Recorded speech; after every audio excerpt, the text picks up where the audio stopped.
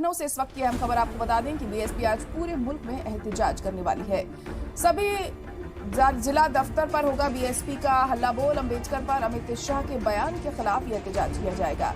अमित शाह से बयान वापस लेने की मांग की जा रही है। अमित शाह के अम्बेडकर दिए गए बयान की मुखालिफत की जा रही है। मायावती ने मुल्क में एहतजाज बुलाया है। तो बड़ी और अहम खबर इस वक्त आपको बता रहे हैं कि आज बीएसपी पूरे मुल्क में हल्ला बोल करने वाली है अमित शाह के बयान को लेकर। अम्बेडकर पर जो अमित शाह ने बयान दिया था उस पर अब बीजेपी भी, माफ कीजिएगा, बीएसपी भी मुखालफत करती हुई दिखाई दे रही है और उसी के मद्देनजर यह एहतजाज किया जाएगा और सभी जिला दफ्तरों पर होगा बीएसपी का हल्ला बोल। अम्बेडकर पर अमित शाह के बयान के खिलाफ ये एहतजाज आज हमें दिन भर देखने को मिलेगा। अमित शाह से बयान वापस लेने की मांग की जा रही है। इससे पहले हमने देखा था कांग्रेस भी लगातार इस मुद्दे को उठा रही थी। ऑपोजिशन की तरफ से पूरी तरह अमित शाह को घेरने में कोई कसर नहीं छोड़ी जा रही है और अब मायावती भी इस मुद्दे को पुरजोर तरीके से उठाती हुई नजर आ रही है।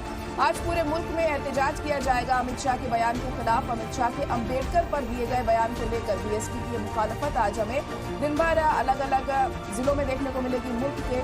मायावती ने कल ही इस बात का ऐलान कर दिया था और तमाम बीएसपी कारकुनान से कहा था कि एकजुट हों, इकट्ठा हों और एहतजाज करें। और अमित शाह से माफी मांगने की बात यहाँ पर कही जा रही है। मांग की जा रही है कि अमित शाह को माफी मांगनी चाहिए इस मुद्दे पर। तो तमाम जो अपोजिशन पार्टियां हैं अमित शाह को घेरने में कोई